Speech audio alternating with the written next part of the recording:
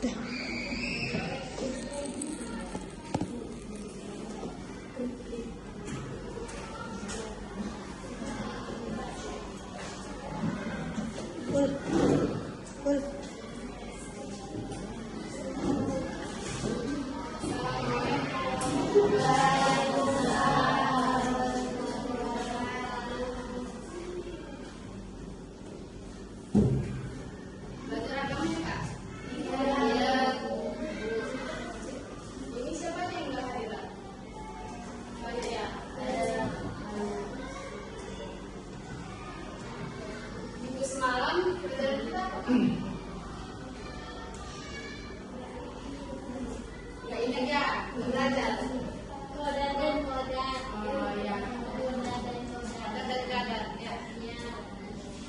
sekarang kita membahas mengenai menyembah Allah Subhanahu wa Ta'ala sebagai ungkapan rasa syukur. Nah, sebelum kita belajar, kita sama-sama bacakan basmalah. Bismillahirrahmanirrahim. Kalau kakak tahu nggak apa itu menyembah Allah?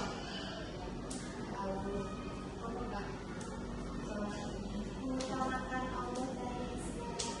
Ya, bagus.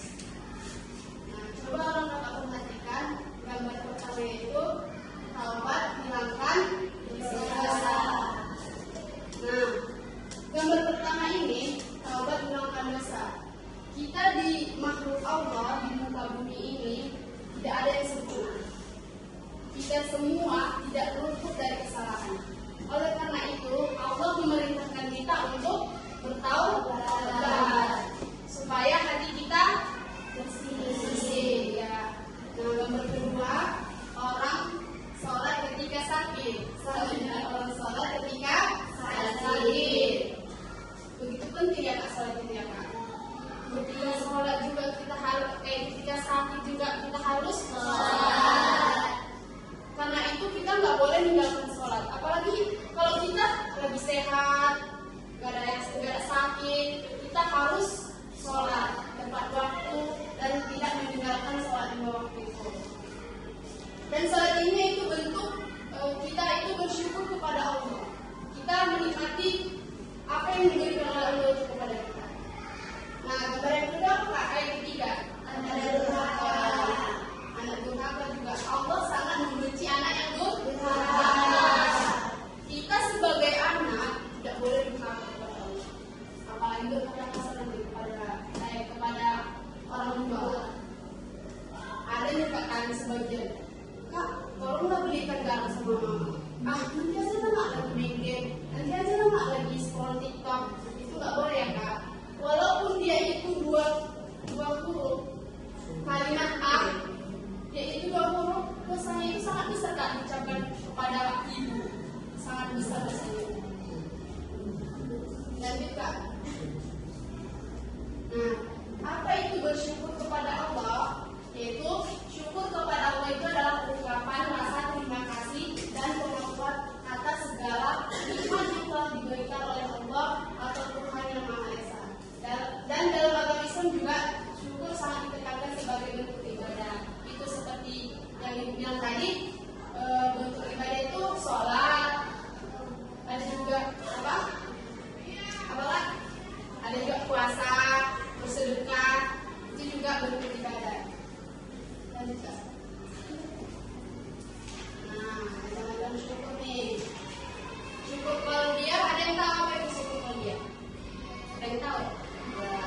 Syukur qalbiyah itu syukur bahwa Allah telah menghadirkan di dalam hati kita, niat di dalam hati kita bahwa kita pergi sekolah dengan niat yang baik untuk belajar, ya kan kak? Bukan untuk tidur kan? Ya, itu kita harus bersyukur kak. Allah telah memberikan niat di dalam hati kita itu niat yang baik. Yang kedua yaitu syukur akal. Nah, kita juga harus bersyukur ini kepada Allah Subhanahu wa Ta'ala karena telah memberikan syukur akal. Akal kita itu sehat. Kalau akal kita itu tidak sehat, kita tidak akan ada di sekolahnya, di sekolah itu.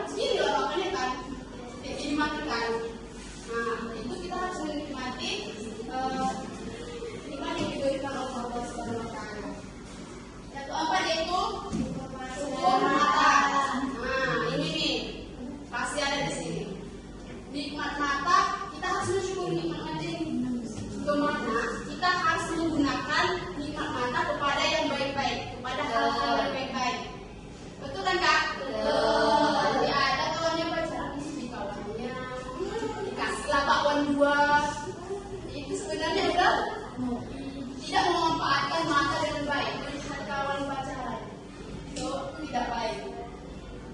Yang kelima, syukur telinga itu kayak mana kak? Syukur telinga kayak mana kak?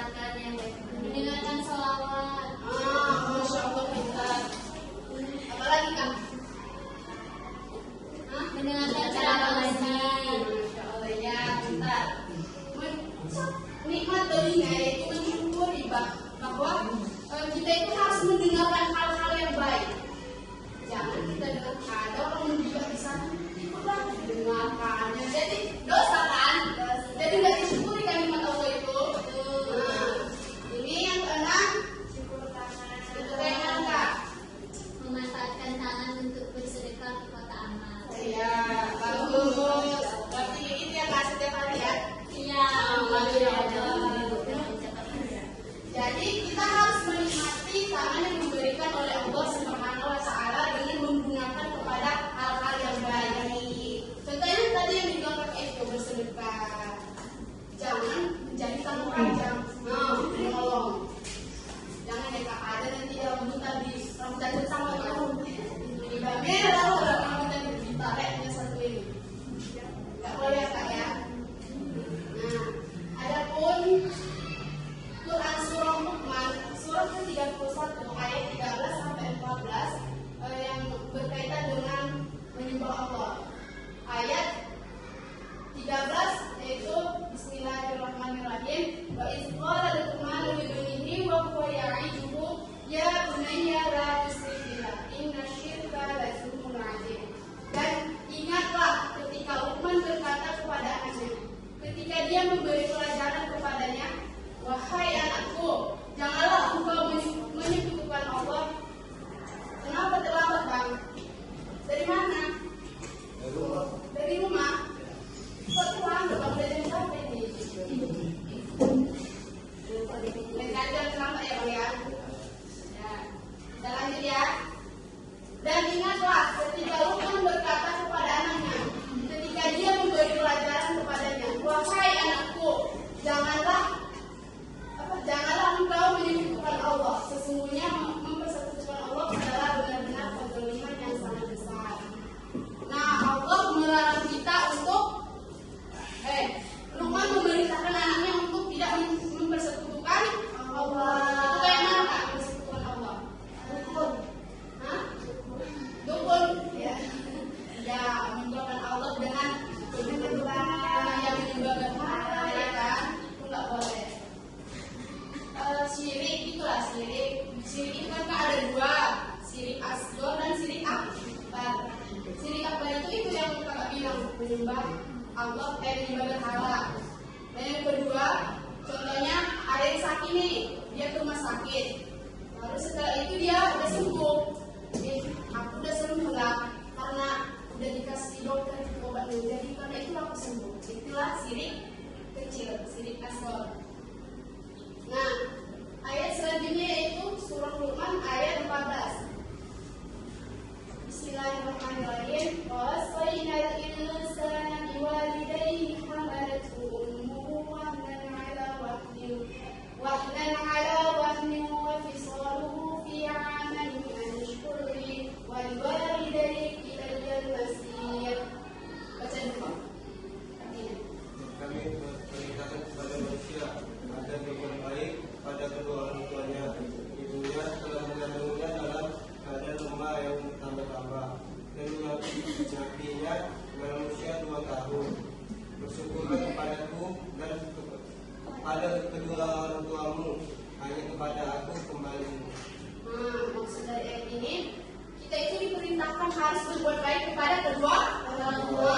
Karena kedua orang tua adalah orang yang melahirkan kita dan yang membesarkan kita. Jadi kita tidak boleh durhaka kepada kedua orang tua. Kita harus menaatinya, selalu mendoakannya. Nanti doa anak yang soleh itu akan mengalir ketika kedua orang tua kita tidak ada. Yang diharapkan orang tua kita itu bukan harta bang, Pak. Tapi yang diharapkan adalah kita berdoa kepada kedua orang tua. Itu adalah amal jariah bagi kedua orang tua. Walaupun kita menggendong ibu kita keliling dunia ini, itu membalas jasa-jasa ibu kita, Bang. Kak. Jadi kita harus berbuat baik kepada orang tua dan selalu sayang kepada kedua orang tua. Ada juga kawan ibu kemarin waktu ibu SMA, kami di pondok 6 tahun, pulangnya 3 bulan sekali lah.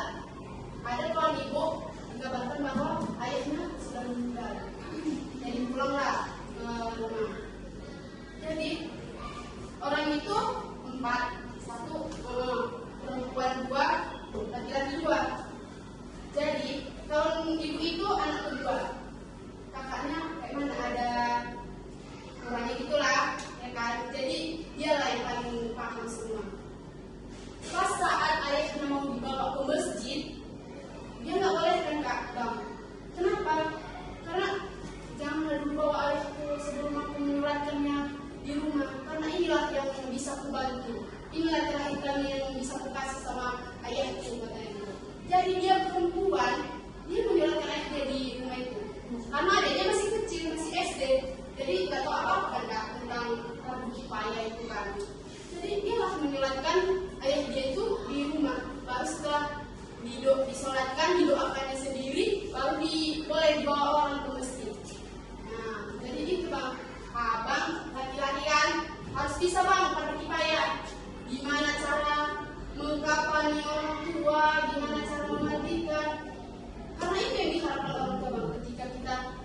Ketika orang tua kita sudah tidak ada, yang diharapkan orang itu kita, jangan orang lain. Dan nanti sebagian orang tua itu meninggalkan anaknya nggak pandai semua. Orang lah memandikan. Ayat-ayat orang tua kita itu tahu lah orang itu semua. Nanti datang ayat orang tua kita kayak mana, makanya harus kita yang memandikan, harus kita yang ikut ke kuburan menguburkannya, harus kita yang menyolatkannya dan mendoakannya. Itu gunanya Bang, orang kakak, abang pandai baca Al-Quran. Udah pandai kan semua di sini kan? Harus dipelajari Bang, karena itu amal untuk itulah yang dapat kita kasih kepada kedua orang tua kita. Ya, harus bisa ya. Ya, harus juga. Syukur meliputi 3 aspek. Yang pertama, bersyukur dengan hati. Bersyukur dengan hati itu kayak mana Kak?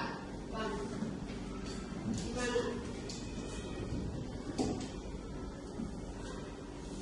Bersyukur dengan hati itu kita harus bersyukur bahwa bersyukur dengan hati kita dengan sepenuh hati mensyukuri nikmat Allah itu.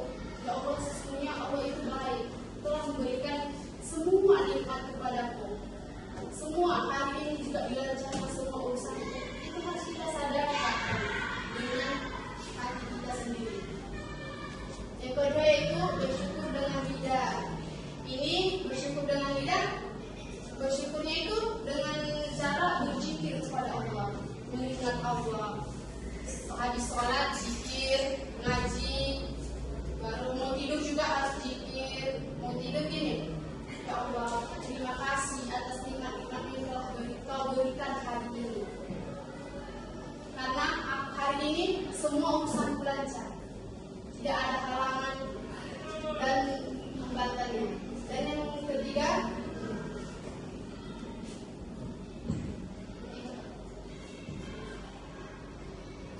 bersyukur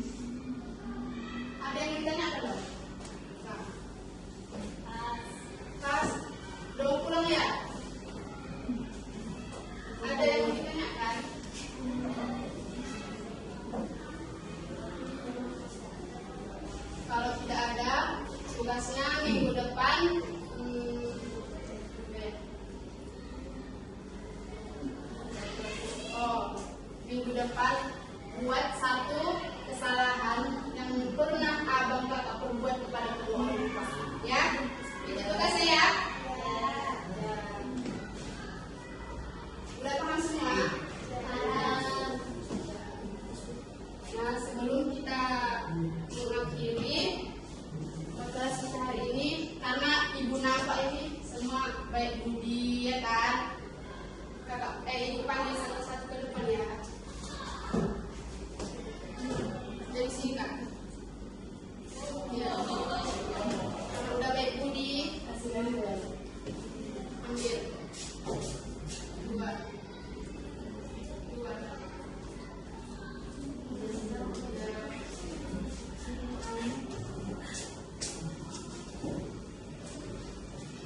Jadi tugas itu minggu depan harus dibawa ya. Ya Bu. Nah, setelah kita belajar ini, tetap berbuat baik kepada kedua orang tua. Nanti minta maaf aja sama orang tua apa yang pernah kita perbuat sama orang tua ya. Ya Bu.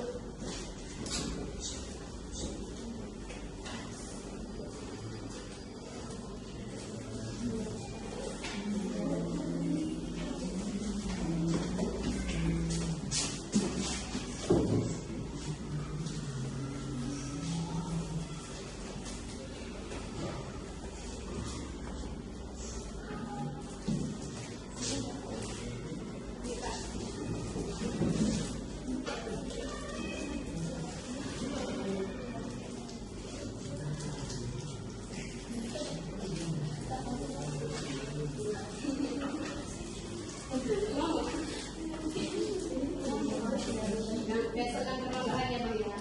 Nanti di buku di belakang. Hah?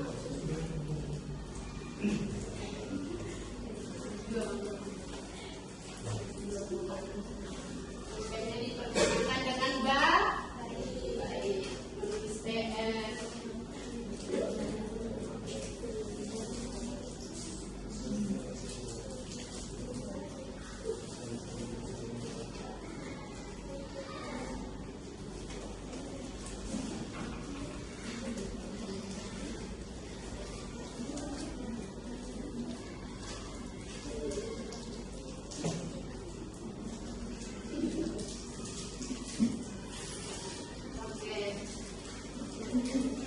Sebelum kita menutup pelajaran kita hari ini, doa kafaratul majelis dapat kan? Apa kan? Kita doa sama-sama, baca doa kafaratul majelis. Subhanallah.